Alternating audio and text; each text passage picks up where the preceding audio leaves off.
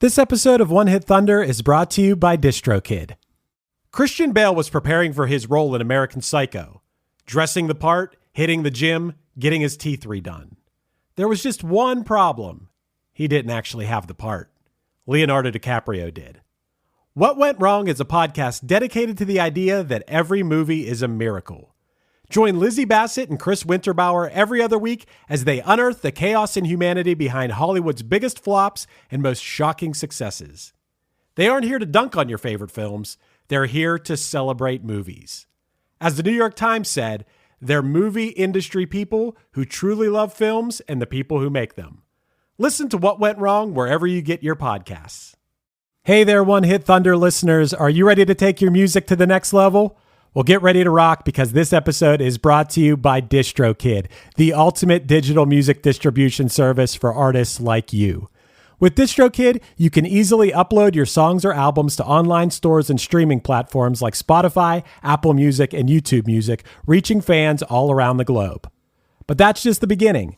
DistroKid offers a ton of awesome features like Hyperfollow, which helps you promote your releases and get pre-saves on your songs, all for free. But wait, there's more. The DistroKid app is now available on iOS and Android. With the app, you can manage your releases, track your streaming stats, and even withdraw your earnings, all from the palm of your hand. And for those looking to perfect their sound, check out Mixia. This powerful tool allows you to put the finishing touches on your tracks in minutes, ensuring they sound polished and professional every time.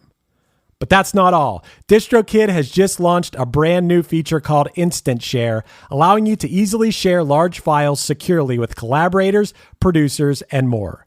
With Instant Share, you can keep your music streaming at the highest quality while making the best impression possible. So what are you waiting for? Elevate your music career today with DistroKid and unlock a world of possibilities.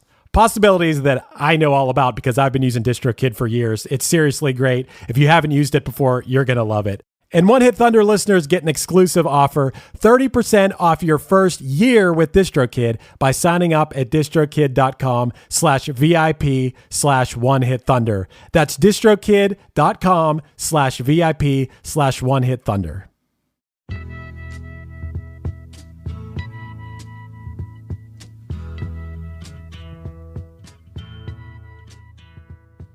This week, we're joined by Leah Haslage, host of the Bridechilla podcast, to dive into the cultural and musical legacy of Buffalo Springfield's timeless classic, For What It's Worth. Though often linked with the Vietnam War, the song's origins trace back to the Sunset Strip curfew riots, a protest of a very different kind. With Neil Young and Stephen Stills at the helm, Buffalo Springfield laid the groundwork for an entire generation of folk rock. Together, we'll explore how this iconic protest anthem transcended its original context, the ways pop culture, like Forrest Gump, has revitalized its relevance, and how music's commercialization affects its impact. Let's hit rewind on the 60s and uncover what made this track thunder. Young people speaking their minds are getting so much resistance from behind. Time we stop. One hit is all you need to make the money guaranteed, and you can live off royalties forever. And it makes me wonder, is it just a wonder, or is it one hit thunder? So, Leah, welcome to the show. This is a long time coming, and in preparation for this episode, you let me in on something. First of all, we're going to be talking about Buffalo Springfield's For What It's Worth, and I don't necessarily associate this song with Forrest Gump, but you, I found out, are quite the Gump head, just as I am. I guess I associate this song with other things, but I will say I was very happy to hear that you're also a Gump head, because I feel like there's a lot of backlash against Forrest Gump these days, and it remains one of my 3 favorite movies. So thanks for that. Me too. Yeah, I don't get the backlash, quite frankly. I think that it's possible, because I'm one of these people. It's possible. Backlash. It's possible to love the movie because I love the movie, but also understand what the backlash is, which is like if you look at it through a certain lens. Forrest Gump is the ideal conservative man who like serves the military and follows the rules very directly. And anyone who breaks away from that loses their legs or dies or gets AIDS. I think it's looking far more deep than they're like trying to portray it. I think it's just like he has a form of like autism or something on a spectrum, and he's very routine and regimented in that way. It's also an example of a movie that is far superior to the book that it's based on. The book Forrest Gump is weird and kind of bad. I'm with you on that. This is one of those ones where I prefer the book over the movie as well. The movie over the book, you mean? I mean the movie over the book. Yes, correct. Yeah. And no, I do. The book was kind of, and to be fair, I saw the movie before I read the book. Same, but the bookie's very unlikable throughout the book. Yeah, and there's one other movie that did that for me, and that's First Wives Club. The book's okay, but the movie's superior. I don't think I knew that was based on a book. Jaws is a big one for me. The book Jaws is like unreadable, but the movie is phenomenal. There is a scary shark. Well, no, so like Steven Spielberg infamously, when he was adapting the movie, said, I read the book and I knew I had to make changes because I was rooting for the shark every time that the human characters showed up, because they're all just awful people. Like, it's like just a gang of terrible people trying to kill a shark. He's like, I need to make these likable. In the book, In the book, do they say, we're going to need a bigger boat? They do not. Okay. But in the movie already right there just makes it better. In the book, Richard Dreyfuss's character has a long-standing affair with Chief Brody's wife, which leads to Chief Brody purposely letting the shark eat and kill him. Wow. As a form of vengeance. Like, that's don't blame him for that. Wow. Yeah, the book's bad. Jaws, the book, really bad. There's also like a subplot that the mayor is keeping the beaches open because he owes the mob money, and the mafia keeps like killing cats and shoving them in his mailbox as intimidation tactics. It's awful. It is a truly it's better. Also, Matt, this isn't making fun of you, but maybe it's a good idea for the Delco County in general. It sounded like you said jowls for Jaws, which I heard that too, but I knew what he was talking about. You got to make jowls. I was able to decipher it. Jowls. That's a good Delco t-shirt for you, Matt. And also, one more thing about Forrest Gump is that the hippies are the bad guys. The Black Panther guy is the bad guy. Like, everybody. But I think that kind of, okay, so I'm big on looking into like the counterculture movement and all that. Like, I grew up very, very much ingrained and wanting to learn more about the 60s and 70s. I mean, I have disco ball behind, like, I can't see it right now. I have a disco ball behind me, and I have one on my shelf, and like, I used to have love beads in my room. And you mentioned the Forrest Gump thing. I still have my scissors from junior high, and you put your name on your school supplies.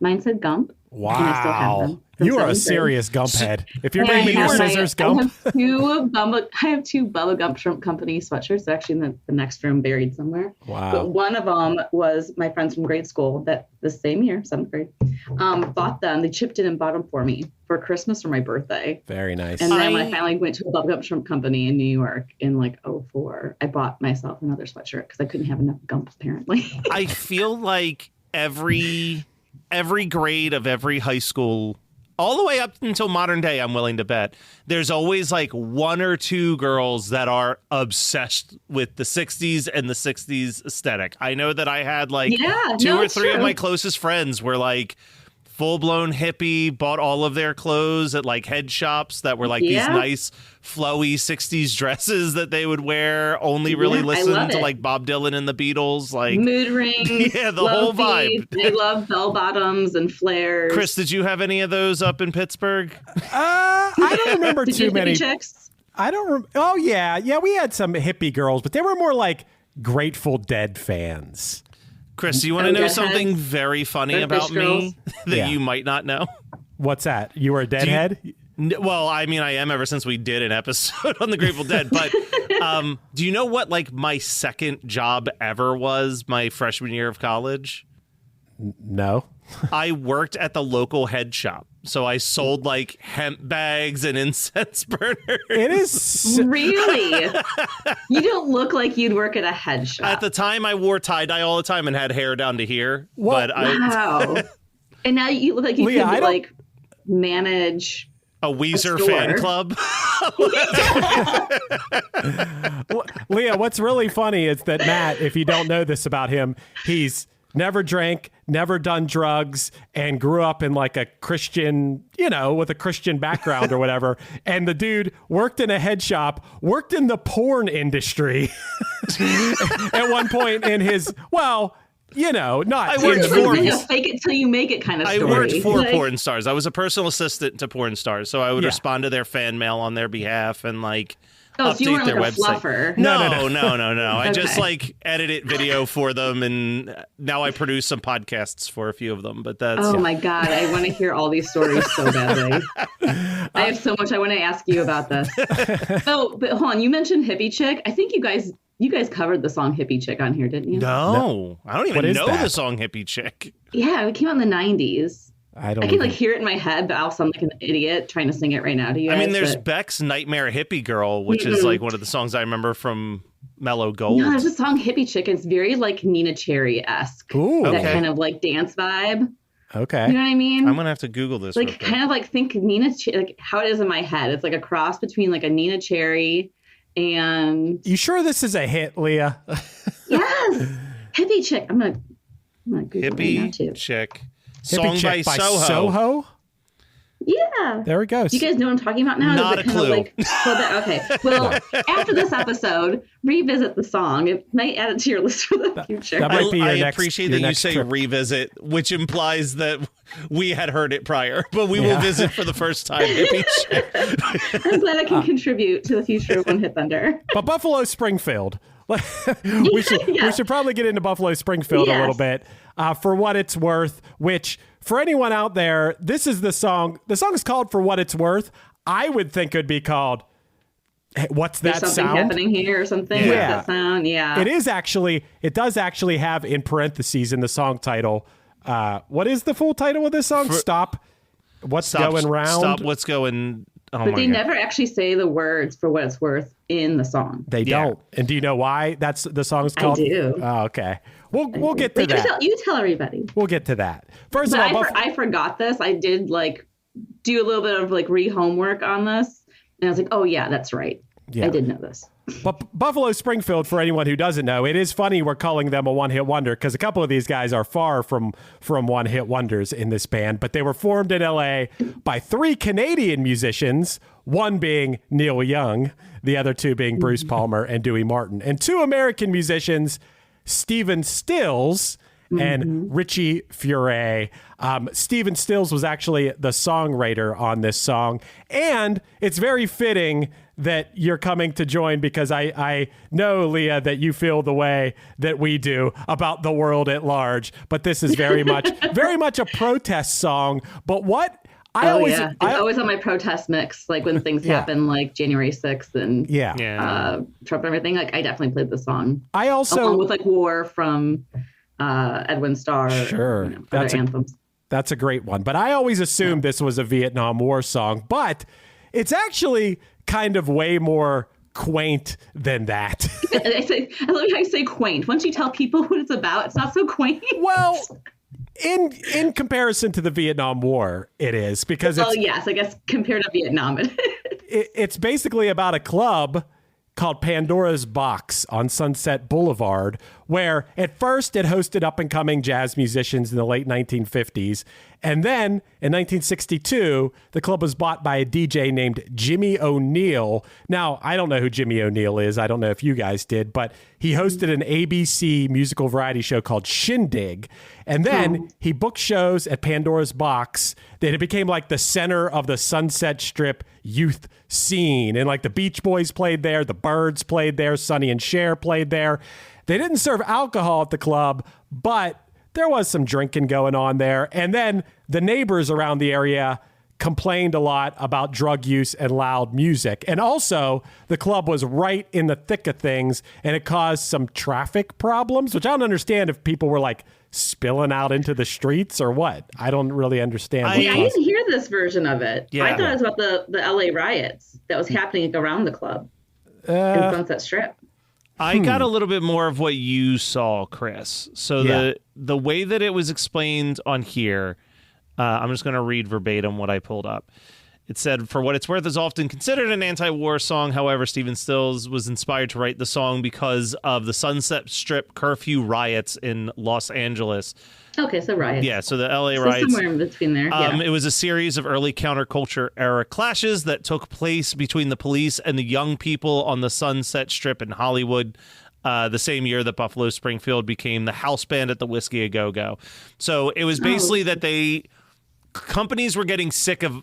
I think they said, "Oh, they're blocking up traffic." I think the reality was we don't want all these hippie kids out at night, so they instructed a 10 p.m. curfew, which then the music fans felt like was infringing on their civil rights to enjoy music whenever they want it and be out and about.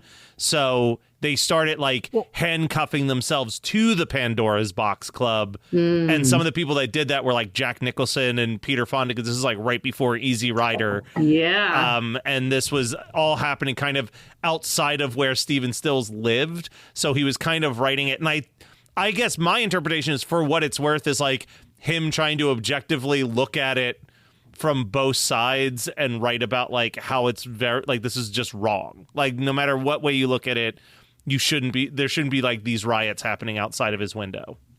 Yeah, for the song, the song to me, I've heard also was about the riots. I just had heard a different slight interpretation of it, but same thing. But for the title, For What It's Worth, was because he had wrote the song. He didn't have a title for it at the time, and handed it to like the producer or another songwriter or whatever, and said, "I wrote this for what it's worth." Right. Like, just a comment, like you throw it away, like, for what it's worth, I wrote this. And that's how it became For What It's Worth. Yeah, it was a label guy. That's what I had heard. Yeah. You know what you heard? I do think that the title, even though the title For What It's Worth isn't anywhere in the song, and it's like maybe on the grand scheme not a good title for the song in that sense, I feel like if you were to pull it from the more iconic lyrics, I think those would equally be bad song titles. Like, I think that a song called like Stop Children, What's That Sound is like not the most appealing song title I've ever heard in my life. No, not so much. Hey, as far as these riots, what I was getting at, a riot is never a quaint thing. I didn't mean to come off like that.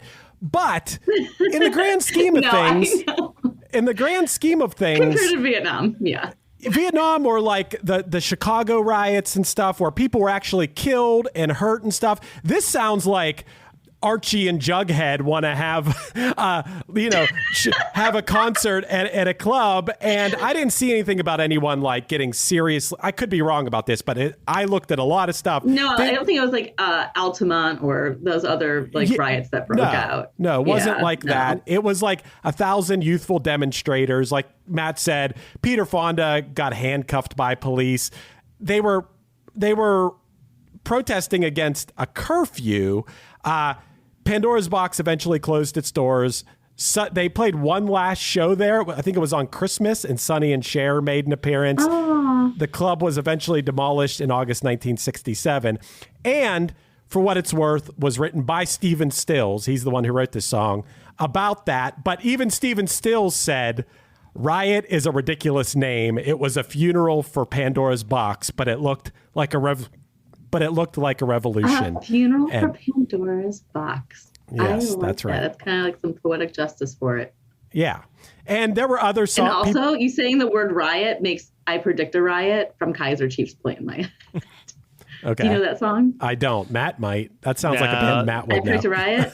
I know the name Kaiser Chiefs, but I've not listened to Kaiser Chiefs enough to know. I highly recommend. Add that to your listen list. I'll check that out. The Leah listen list. We're going to add that today. Yeah. Nice. That's the new Spotify playlist. Is the Leah listen list. I Predict a Riot. I mean, so what are our thoughts on this song? Like, I was trying to think about this because this song has obviously been covered and sampled by like a million people.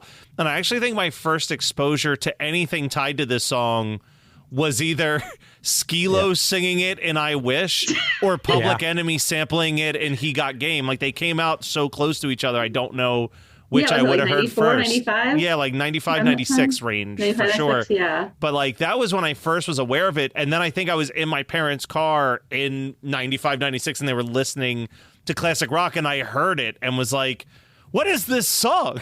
Like, why is it everywhere? Matt, you'll love, I think I've talked to you about this before. You'll love what my first exposure to it was. Was it The Muppet Show? Of course it was. I just released, it's so funny, literally this morning, I released a video on the Geekscape YouTube channel, Geekscape TV, that was the top 10 best Muppet-only performances on The Muppet Show, and I forgot to put For What It's Worth on the list, and like 3 different people have commented, like, how is For What It's Worth not on your list of like best Muppet solo performances? I want to see and hear this. It's done as an anti-hunting song. Yeah, it's a bunch of animals. It's a bunch of like Muppet animals in the woods, and they're like, stop, what's that sound? It's the hunter. And then they all scatter, and they rewrote the second and third verses of it, to give it an anti-hunting theme. Interesting. Yeah. For me, it's always going to be Forrest Gump, though. Like, I listened to it on the oldie station growing up, and I always loved the song. But it wasn't until that scene, really, it's the opening of Forrest being in Vietnam, right? Because you have the planes coming into land. Right. And it's like the introduction to Lieutenant Dan and all that. And hearing the opening of that song with the planes coming in and they're going into this landscape, it really kind of puts that war and protest and all that into perspective in that one moment. And I can't unsee or hear that now when I think of this song. I immediately correlate it with Nam, and then I put it with just protesting injustices in general. So I don't think I thought about this until this very second. But as I mentioned, Skee-Lo raps a little bit of this, and I Wish. Public Enemy samples it, and He Got Game. Would either of those things happened if not for Forrest Gump? Like, was Forrest Gump such a massive movie that put that song on both of their radars again that they were like, ooh, we could sample this, or like, ooh, I could make a reference to these lyrics? That's a great point. I think we need to give Forrest Gump a lot more credit, because that's a great point, because that Skee-Lo was like a year later, and then 96, 97, you have Pusa, Presidents of the United States of America, having Lump, and then we were like, Yankovic made it Gump. Yes. It's, well, and because I'm also looking at, like, when you look at the covers, it's like, there's a ton of covers in like 67, 68. Like Cher. When the song's brand new. But then I don't think really anybody was covering it until post 94 after that. Like, I think Forrest Gump really did put this song back in the public conscience in a big way. Otherwise, it could have been one of those top 10 hits. I mean, we're going to look at the Billboard charts, and there's a ton of top 10 hits that I do not know on this chart. And this could have been one of those songs that was like famous for a year or two and then disappeared. Yeah, like I think that its appearance in Forrest Gump renewed public interest in this song in a way. It's got to be so neat for a band or artist to have a hit and then 25 or 30 years pass and it's a hit again. We talked about this. We're talking about it with this. We talked about it with The Promise from When in Rome. Napoleon Dynamite gave it a whole other life. Our friends in Wheatus, thanks to the internet, they got to experience that again almost 25 years later. So that's pretty cool that it happened. I mean, not that... Yeah, did Kate Bush just have a resurgence because of Stranger Things? Yeah, Stranger Things and Kate Bush. Like, that's another big one. Of course. Like, again, if this song didn't have a resurgence, I think that Neil Young and Stephen Stills were doing fine. True. Well, it's still pretty cool. About this, though, I have a question for you guys. What do you think about songs like this that does have an important message behind it being used in commercials, especially when it's something that's just like a car commercial or a cell phone commercial? Or sucks. I mean, sometimes I think one of the famous examples was like the Violent Femmes literally broke up. And this isn't even that important of a song, but the Violent Femmes broke up when Blister in the Sun appeared in a Burger King commercial. That's right. Because the lead singer sold the rights to Burger King, but the drummer and the bassist of the Violent Femmes were vegan. And they're like, how could you do that to us? And they broke up. Like, commercializing any major song, I think it's great for the artist who gets the paycheck out of it, but it tends to be detrimental to a lot of things. It's detrimental to the meaning of the song. It's detrimental to people not being overexposed and sick of the song in a certain way. U2, that one year, U2 with the iPod. Or like Well- even I know when Michael Jackson bought all the Beatles songs, the Beatles were pissed that like Revolution was being used to sell cars. It was Nike. No, it was a Nike commercial. Yes. Yeah. Yeah. That was what came to mind also. Yeah, that's bad. That's really bad. Yeah, Revolution for Nike. Like, Yeah.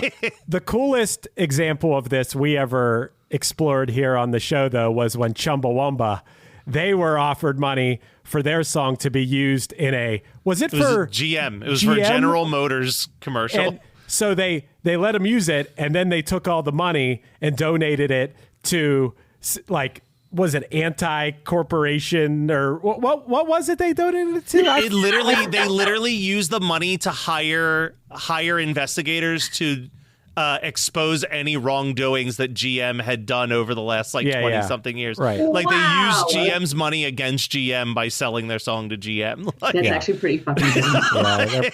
I'm not gonna lie, that's genius. Could you imagine? I would personally lose all respect if like Rage Against the Machine sold their song to I don't know, what could Bulls on the Parade be like used? a Wendy's commercial. Yeah, if Bulls on Parade is used in a Wendy's commercial, I'm losing. Actually, Red Bull would use that. Yeah. Yeah. Oh That's my God. Yes. Jeez.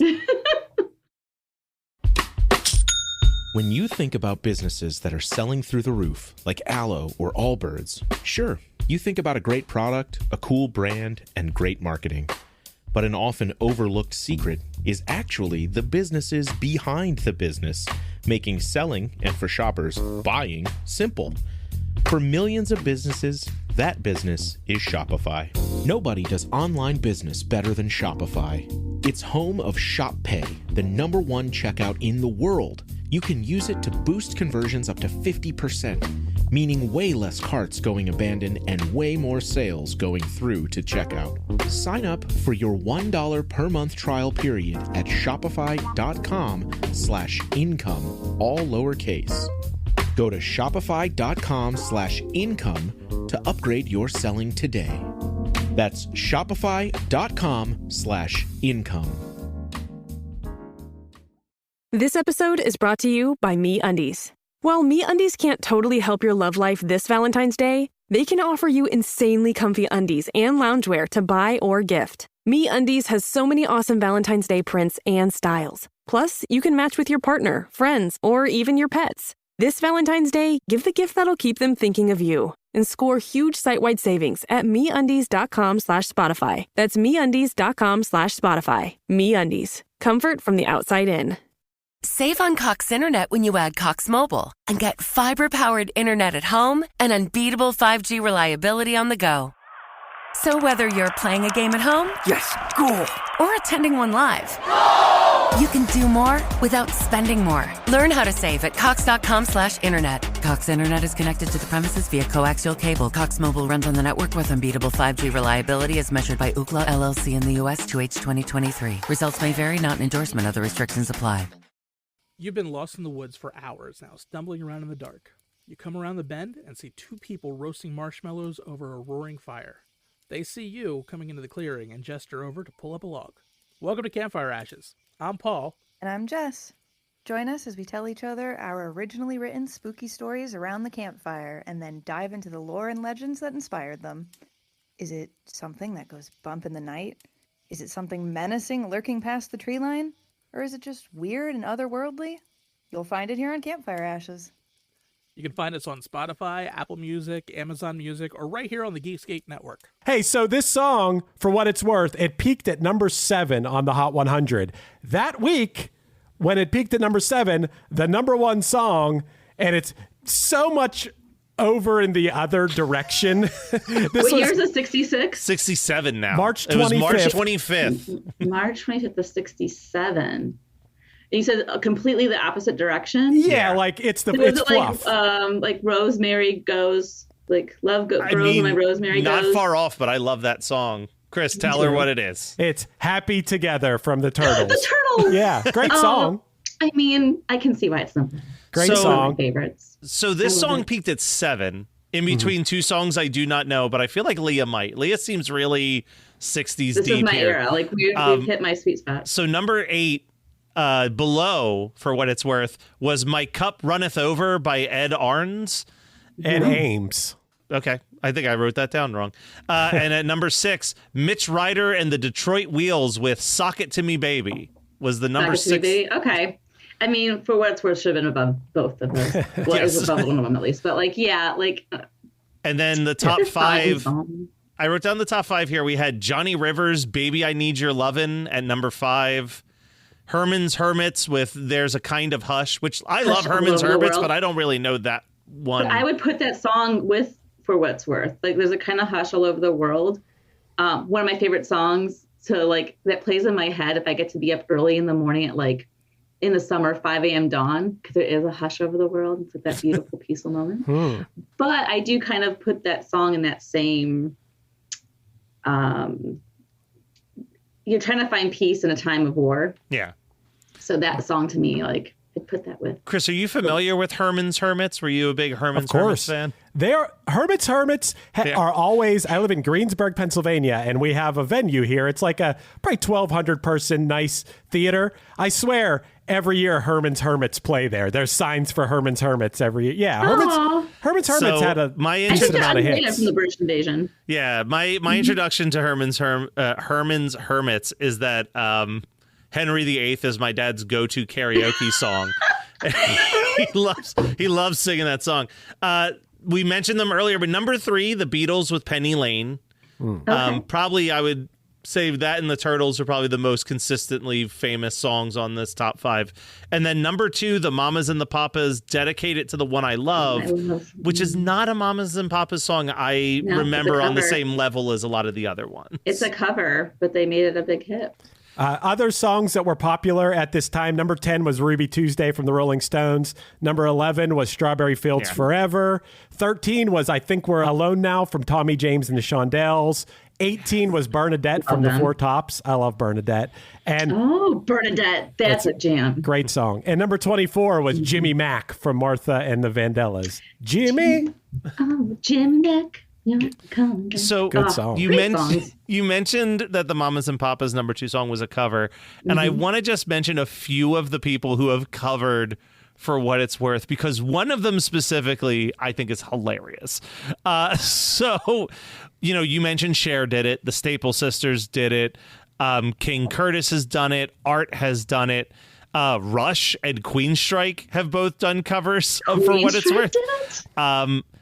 And then Ozzy Osbourne and one of the worst bands I've ever seen live, Head PE, has covered "For What It's Worth." Who's Head PE? They were worse than Korn. They were they were Walmart Korn. They're really bad.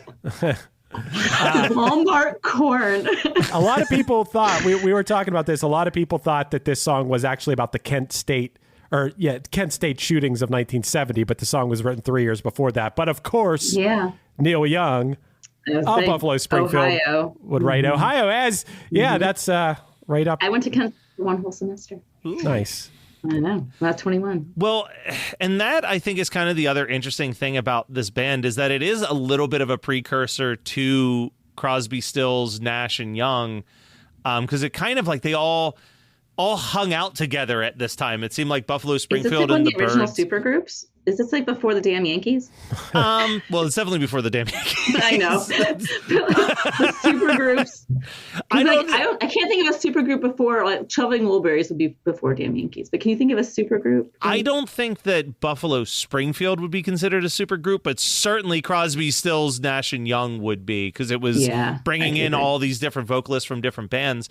But I'm not sure if either of you listened to a bunch of other Buffalo Springfield songs, but similarly to listening to Crosby, Stills, Nash, and Young, different people are singing different songs. There was a couple songs that were undeniably Neil Young songs when I was listening to my Buffalo Springfield stuff. He's got a very easy to identify singing voice. Yeah. I haven't listened to a lot of their stuff, to be honest. It's not bad. It's a lot of songs like this. Probably a lot less catchy. I would say that this is easily the catchiest Buffalo Springfield song I heard in my listen through today.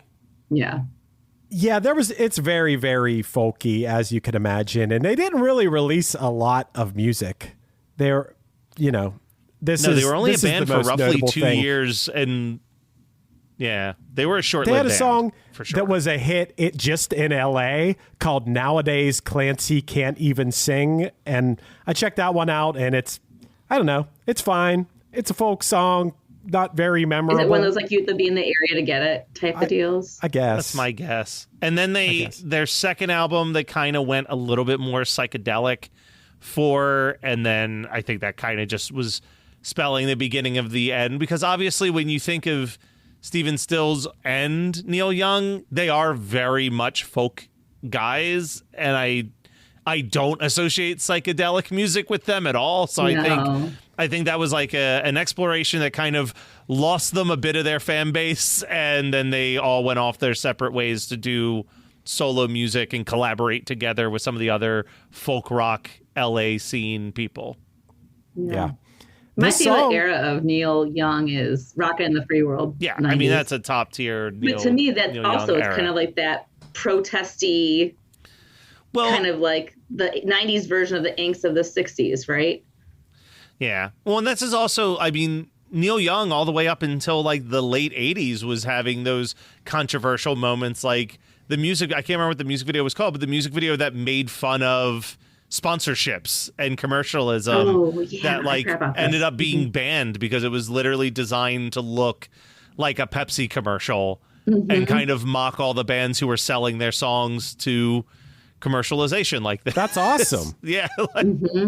That makes me like him. That's cool. I forgot all about that. I always like Neil Young, the person, better than Neil Young, the music. I personally, I just think he seems really cool, but I can't get into the music usually. But hey, this song, for what it's worth, was ranked the number 63 song of all time on Rolling Stone's 2004 500 Greatest Songs of All Time. So definitely. Oh, that's great.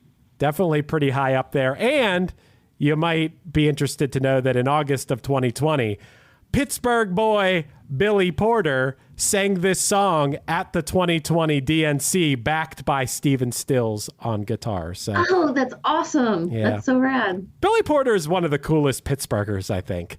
I love that he's from Pittsburgh. My favorite's Donnie Iris. Yeah. My You're a song. Donnie. Well, I'm Leah because of Donnie Iris. Whoa! I was going to be Jennifer. I was going to be Jennifer like every other girl in the early 80s, late 70s, early 80s. That's crazy. And my dad was in love with Jennifer Lee of the Michael Stanley Band, which is Cleveland based. Okay. And Michael and Donnie are, best friends. Well, we're best friends. God, R.I.P. Michael. But Donnie Iris, Leah came on the radio. And my dad was like, "What do you think about Leah?" And I can't believe my mom you remembered did. it's a biblical name also, and that kind of helped solidify it. But yeah, I'm Leah because of Donnie Iris, and I finally got to see him in 2019. He played here in Cleveland, and I was in that front row. And he not only played Aaliyah, he played it twice. He started playing it full out, beginning to end, as a ballad, Wow. and then ended it full on rock and roll. My friend's band just opened for him in Pittsburgh, and Donnie's 80 and still he's playing still kicking shows. ass. I don't even know if Matt knows that song. It was a national hit. Do you know? Yeah, it was a huge hit. And it You've had an played it for MTV me. video. Yeah, you've played it for me, but I did not know it until you showed it to me. Just to follow up on that Neil Young thing, because I wanted to look it up. It was the song "This Note's for You." The music video for the song and the title itself mocked Budweiser's "This Bud's for You" ad campaign, and the video parodied corporate rock and the pretensions of advertising. It was patterned after a series of Michelob ads that were featuring contemporary rock artists like Eric Clapton, Genesis, and Stevie Winwood. The video also featured parodies of featured parodies of commercials featuring impersonators of Whitney Houston and Michael Jackson. In the video, Michael Jackson's hair catches on fire, as well as popular ad character lookalikes like Spuds MacKenzie and Calvin Klein jean models. It was banned on MTV after legal threats from Michael Jackson's attorneys, but when the Canadian music channel Much Music ran it and it became a hit, MTV was forced to start airing it. It actually lost to Weird Al Yankovic's Fat video for best concept of a video at the Grammys. And then when later on they interviewed David Lee Roth about his own personal corporate sponsorships and cited "This Note's for You" as a statement of that, and David Lee Roth said, "Neil Young is just some hippie bullshit from the 60s. If your message isn't strong enough to transcend a soda pop commercial, then you've got problems as a songwriter." Wow. Okay. That's the weirdest beef. Yep. Yeah. The Neil Young, David Lee Roth beef Yeah. of 89 or whatever. So weird. I'm glad you brought up Steve Winwood. I think he's super underrated because between like Chicago, his solo stuff, Spencer Davis Group, like he's really been a stellar musician that doesn't get enough credit. I mean, we call him Stevie Winwood over Stevie here on Winwood One over Hit Thunder. Do you guys want to play a game? I got a game. I always want to play a game, Always. Chris. I was deciding whether to go back and forth and let the other person steal, or if you guys just want to buzz in. Whoever buzzes in first can answer. I'll say Buffalo if Leah wants to say Springfield. Okay. No, I think it should just be either one of you guys. Whoever says Buffalo first gets to answer the question. That's our buzzer. Say Buffalo. Yes. Say Say Buffalo. Buffalo. Okay. And I'll decide who said it first. Okay? Okay. You guys ready to go? Yep. Yeah. Question 1. Let me tell you this. All questions having to do with protest songs. Oh, okay. Oh, no. Okay. Oh, no. Matt doesn't like that. Okay. In 1983, U2 released what song in response to the Troubles in Northern Ireland? Buffalo. Leah. Sunday, Bloody Sunday. You got it. Damn it. You didn't know that, Matt? No, I knew that. She got there first. Oh. 1-0 Leah. This band sang "This Is Where the Party Ends" in their 1990 song about no longer tolerating your racist friend. Oh, Buffalo. Go ahead, Matt. They Might Be Giants. You got it. Oh, It's 1-1.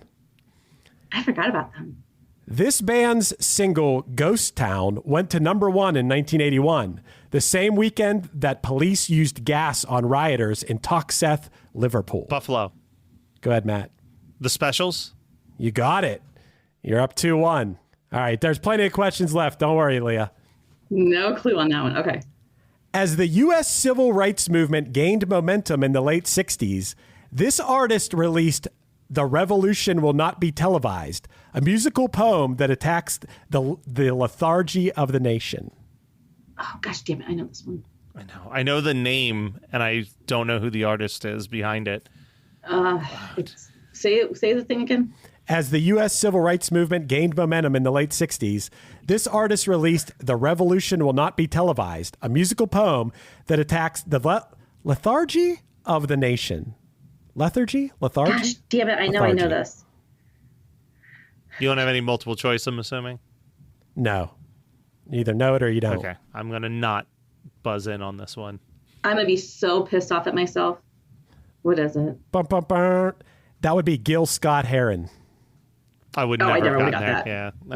Yeah. I'd have got that. I Alright. do remember "The Revolution Will Not Be Televised." Yeah. Great song. Question 5.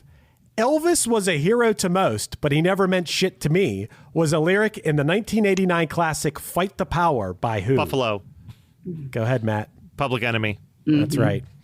3-1 Matt. After a 2001 report from the Intergovernmental Panel on Climate Change, this band sang, "We're not scaremongering. This is really happening. Ice age coming. Ice age coming." What year? It was after a 2001 report. Buffalo. Go ahead. Is it Green Day? That's incorrect. I'm not going to say anything. I just literally just threw it out of my butt, and they were already doing protest stuff because of the war in Bush. No, that was a. I can't believe you're not going to get this, official. Matt. This is not an official guess. I was thinking like something like the Arctic Monkeys or one of those like indie rock bands of that time period.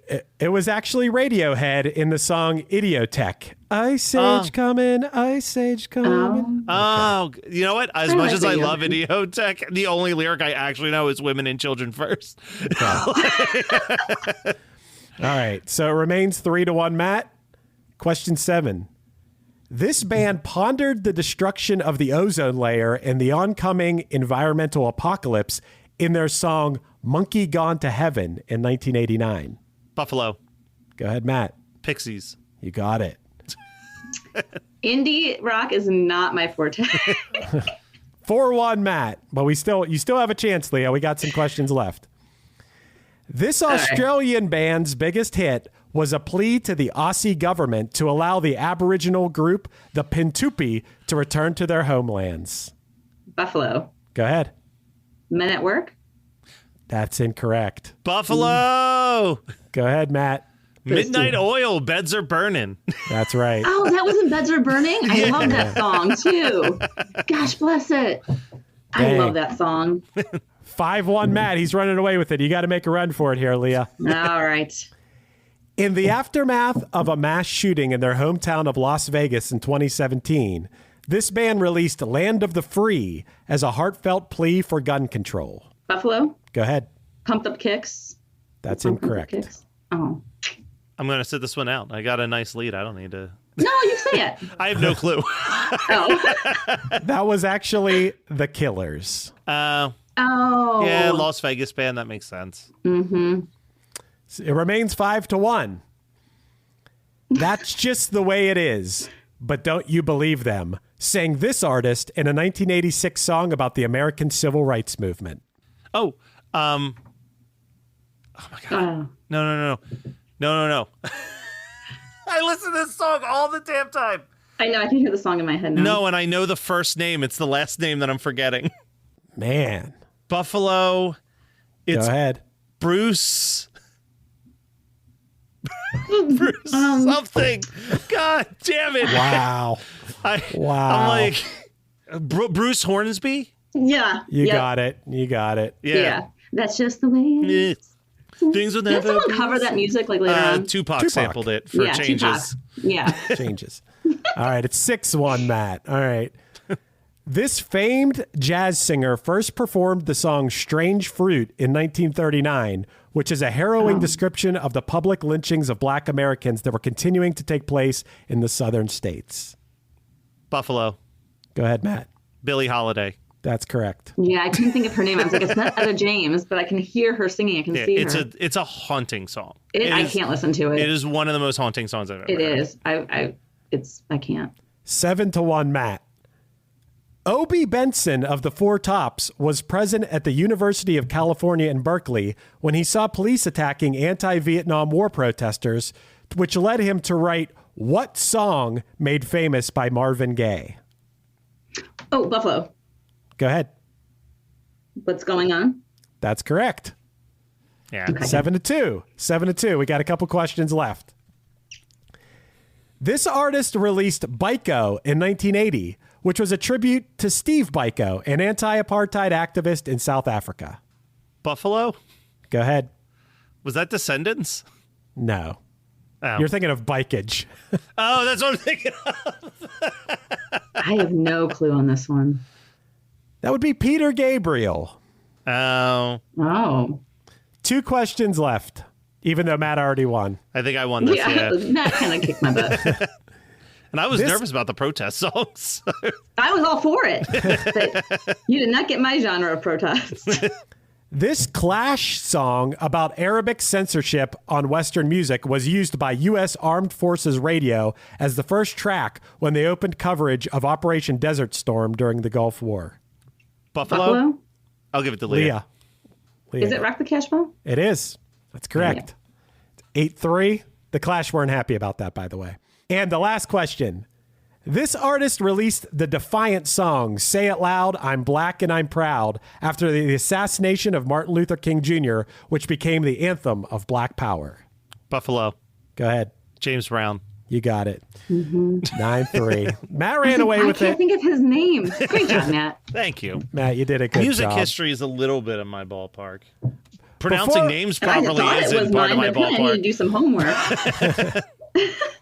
Before we decide whether Buffalo Springfield brought the one-hit thunder or nothing more than a one-hit blunder, Leah, what do you got going on? You're host of the Bridechilla podcast. You and I work together on a lot of podcasts, but tell people a little bit about what you got going on.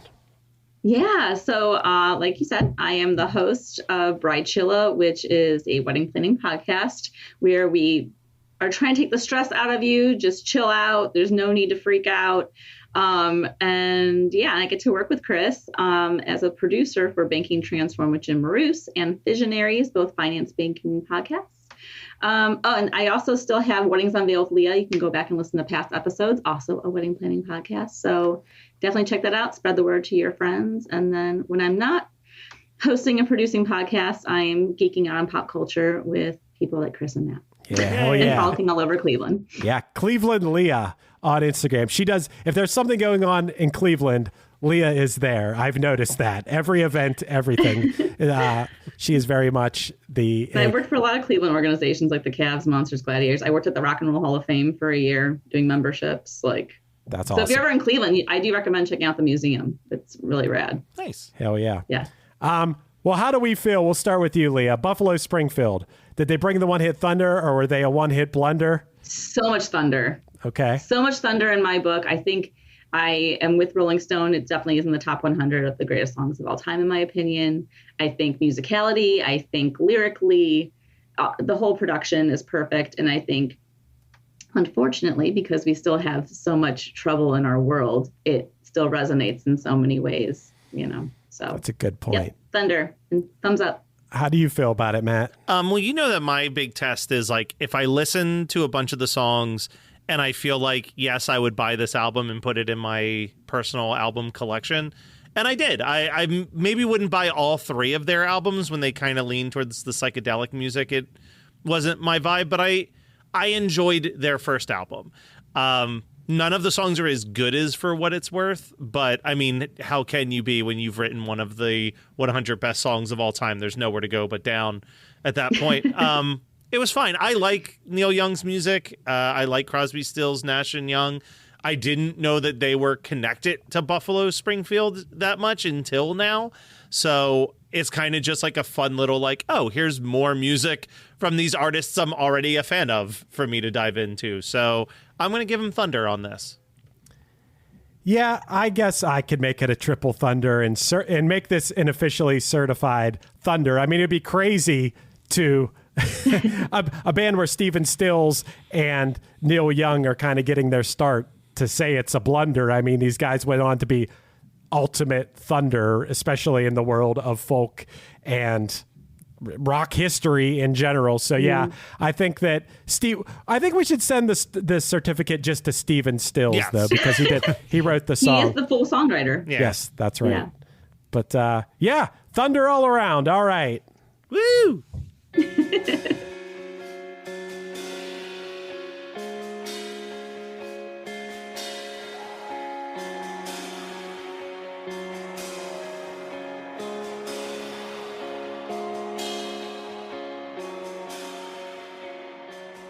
This has been One Hit Thunder. One Hit Thunder is hosted by Chris Afaios of the band Punchline and produced by Matt Kelly of Geekscape.net. Underneath me, you're hearing Linger off the cover album Songs from '94. Be sure to check out punchline.com for any upcoming news about the band. Our podcast is on Patreon now. Find us at patreon.com/OHT podcast for early access to episodes, bonus conversations, and a chance to vote on future songs for us to cover. Be sure to rate, review, and subscribe to us on your favorite podcasting app, and tune in next week for more One Hit Thunder. It's just your attitude is tearing me apart. It's ruining every day. I swore I would be true, and honey, so did you. So why were you holding her hand? Is that the way we stand? Were you lying all the time? Was it just a game to you? If you had to pick one musical artist to listen to for the rest of your life, who'd you choose? Well, that's a fine thought. The rest of us would pick Willie Nelson. That's why I started the podcast One by Willie, a show in which I talk each week to one notable Willie fan about one Willie song that they really love. We've had guests you'd expect, like Miranda Lambert and Lyle Lovett, and others you might not, like Nick Offerman and Brene Brown. And what we've wound up with are uniquely personal looks at the life and art of a genuine American legend. I'm your host, John Spong. Y'all come check us out. Bowie, Dylan, Marley. You've heard the names and maybe you've heard their songs, but what about the stories behind the records that made titans of music like these so universally loved and important? Join me, Josh Adam Myers, host of The 500, as each week I go through a different album from Rolling Stone magazine's 500 Greatest Albums list from 2012 with an incredible lineup of comedians, actors, and musicians talking about how the music has impacted their lives. New episodes of The 500 come out every Wednesday. Listen now wherever you get your podcasts. Hi, I'm Daniela Clark. I'm Barbara Ann Wild. And we are the Honest AF Show. Our podcast is real, honest conversation with our celebrity friends and pros. Covering our anything but average rock and roll lifestyles. All while tackling the hell that is aging and the battle of beauty. Oh yeah, nothing is off the table. The Honest AF Show is available wherever you get your podcasts.